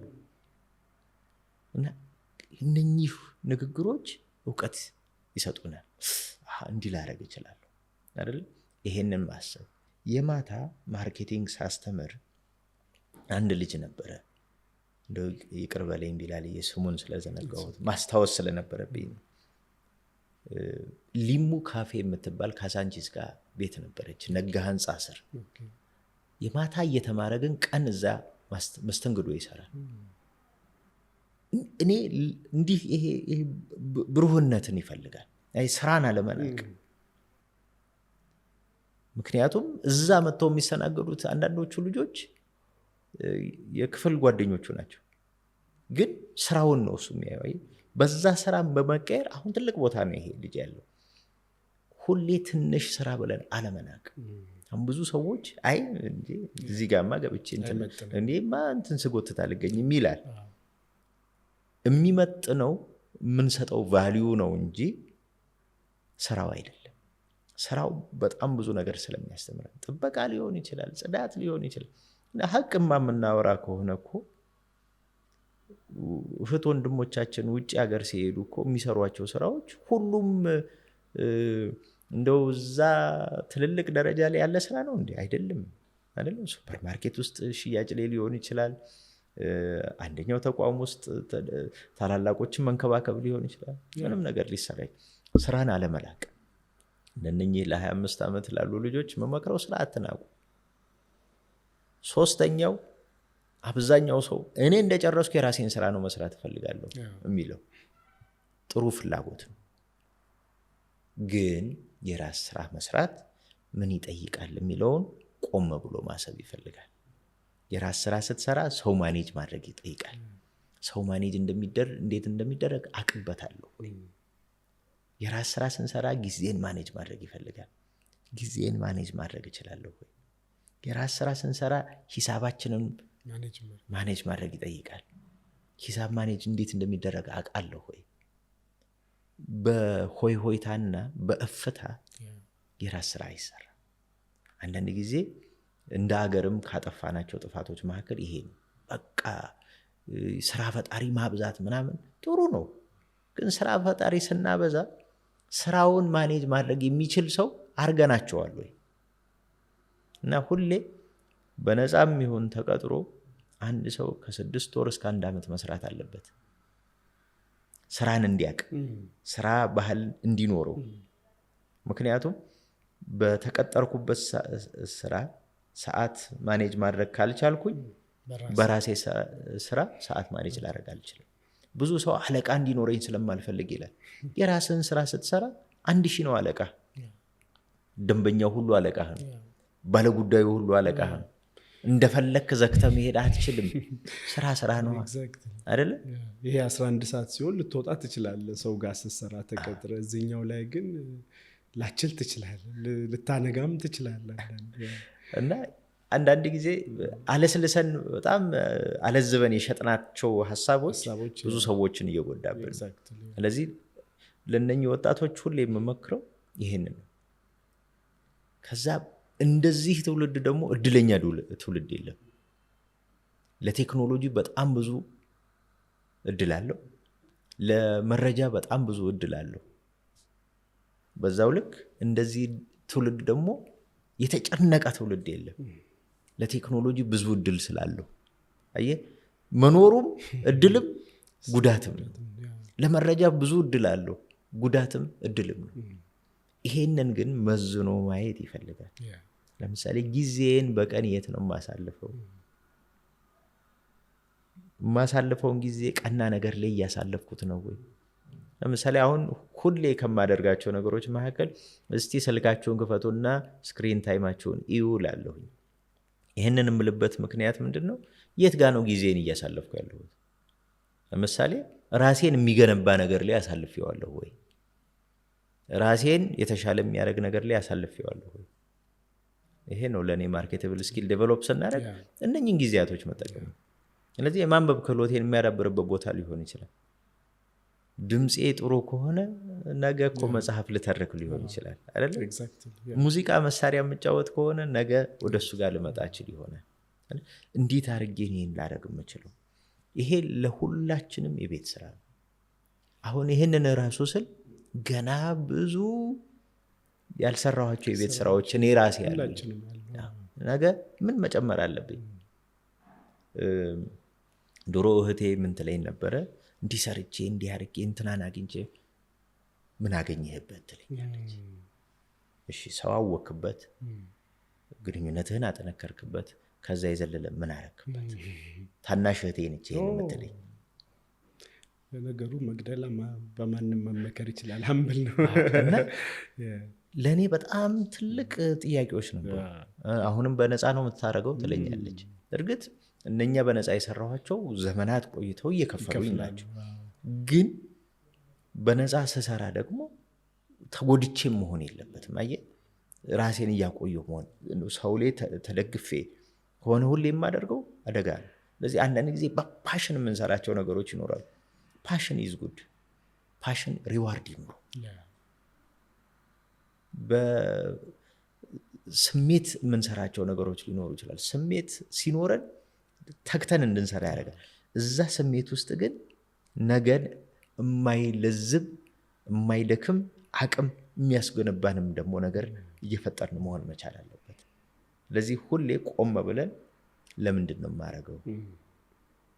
ሁሉ በገንዘብ ይተመንም እያልኩ ግን መናቅም የለብንም። ምክንያቱም ህይወትን የሚያንቀሳቅሰው አንደኛው ነገር እሱም ስለሆነ ቦታ እንስጠው፣ ግን አይግዛል።